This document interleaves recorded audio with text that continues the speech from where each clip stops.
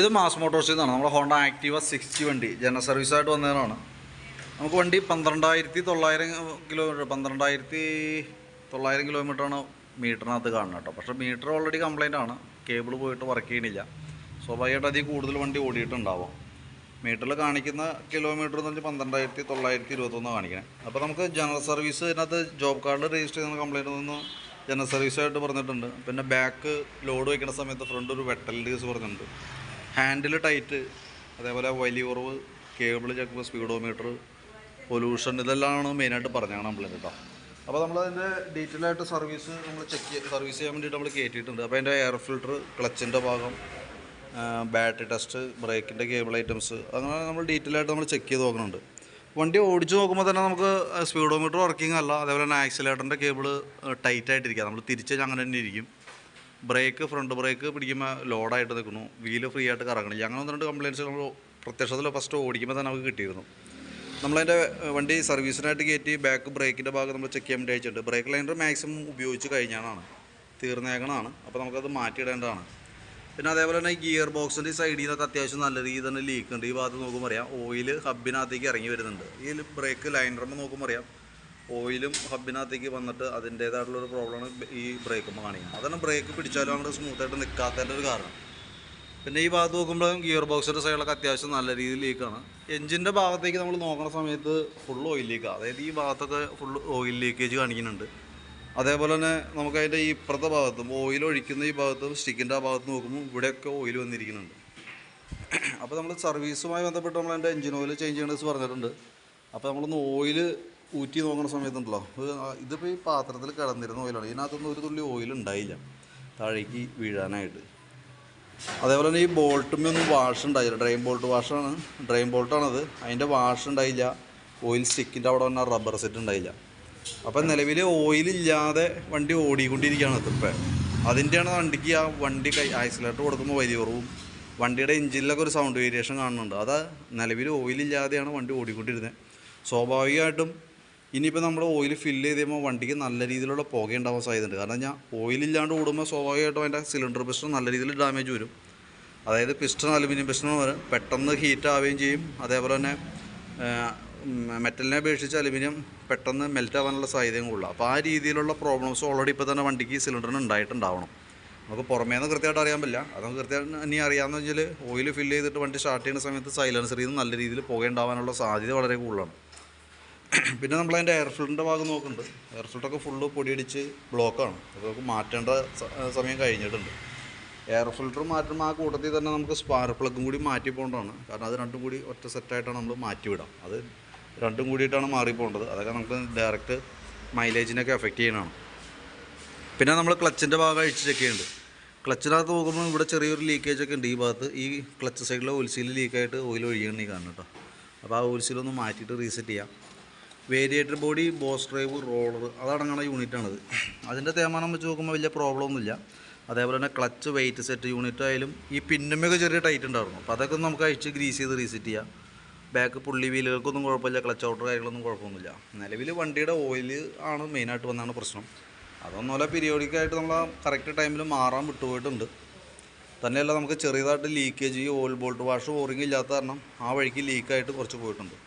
നമുക്ക് ആ കൂടി എഞ്ചിനിൽ ഇതിനകത്ത് വന്നത് നമുക്ക് B6 മോഡൽ വണ്ടിക്ക് 600 മില്ലി ഓയിലാണ് ആകെ എഞ്ചിനിലുള്ളൂ.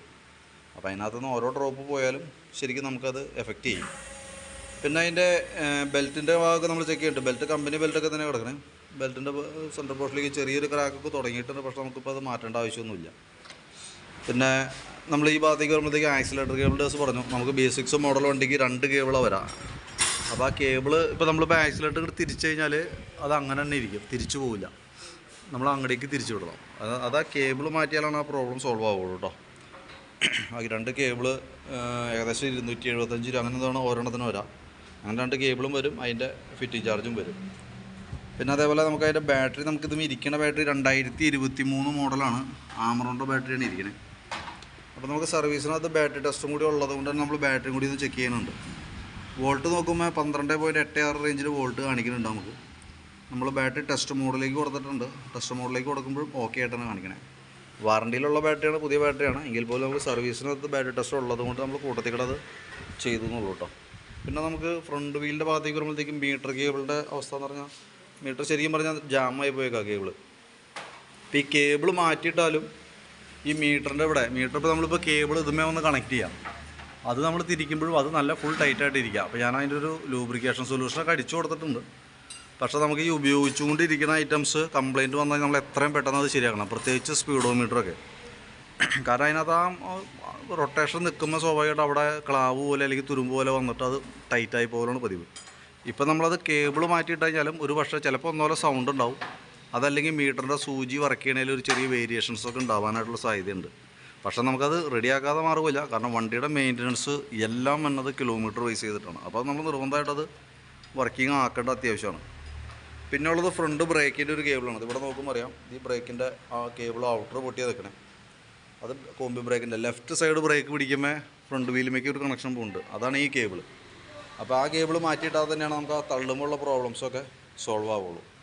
അതേപോലെ തന്നെ ഫ്രണ്ട് ടയറിൻ്റെ അവസ്ഥയും വളരെ മോശമാണ്. ഈ സൈഡിലൊക്കെ, ഈ സൈഡ് ചെറുതായിട്ടുണ്ട്, പക്ഷേ ഈ സൈഡ് ഫുള്ള് തീർന്നേക്കാണ്. അതിൻ്റെയാണ് ചെറിയൊരു പാളിച്ച കാണിക്കുന്നതിൻ്റെ കേസ്. പിന്നെ ഹാൻഡിൽ ബെയറിങ്ങിന് ചെറിയൊരു ടൈറ്റ് ഉള്ളതുകൊണ്ടാണ് ഹാൻഡിൽ നമുക്ക് ബലം അനുഭവപ്പെടുന്നത്. അത് നമുക്ക് പൊടിക്കൊന്ന് ലൂസാക്കി ഇടാം, കാരണം ഞാൻ അത് അഡ്ജസ്റ്റ് ചെയ്യാൻ പറ്റുന്ന ടൈപ്പ് ബെയറിംഗ് ആണ്. അപ്പോൾ അതൊന്ന് ലൂസാക്കിയിട്ട് നോക്കാം. അടിക്കുന്നില്ല എന്നുണ്ടെങ്കിൽ തൽക്കാലം അങ്ങനെ തന്നെ നിലനിർത്തിയാൽ മതി കേട്ടോ. പിന്നെ ഉള്ളത് ഞാൻ പറഞ്ഞു, പ്ലഗിൻ്റെ കേസ് പറഞ്ഞു, പ്ലഗ് ഒന്ന് ക്ലീൻ ചെയ്ത് തരാം. അല്ല, പ്ലഗ് ഒന്ന് എയർ ഫിൽറ്റർ മാറ്റുമ്പോൾ ആ കൂട്ടത്തിൽ നമുക്ക് പ്ലഗ് കൂടി മാറ്റിയിടുന്നതാണ്. അത് ഓരോ 10,000 കിലോമീറ്റർ കൂടുമ്പോഴും എയർ ഫിൽറ്ററും പ്ലഗ് നമ്മൾ നിർബന്ധമായിട്ടും ചേഞ്ച് ചെയ്യേണ്ടതാണ് കേട്ടോ. ഓയിൽ ലീക്കിൻ്റെ കേസ് പറഞ്ഞത് ഇവിടെയൊക്കെ സൈലൻസിൻ്റെ ഈ ഭാഗത്തൊക്കെ ലീക്ക് ഉണ്ടെന്നുണ്ട്, ഓയിൽ ഈ സൈഡിൽ കൂടെ ഒക്കെ ലീക്കായി പോയതാണ്. അപ്പോൾ ഇത് വർക്ക് കംപ്ലീറ്റ് ആയതിന് ശേഷം ഓയിൽ ഫില്ല് ചെയ്ത വണ്ടി നമ്മൾ സ്റ്റാർട്ട് ചെയ്യാം.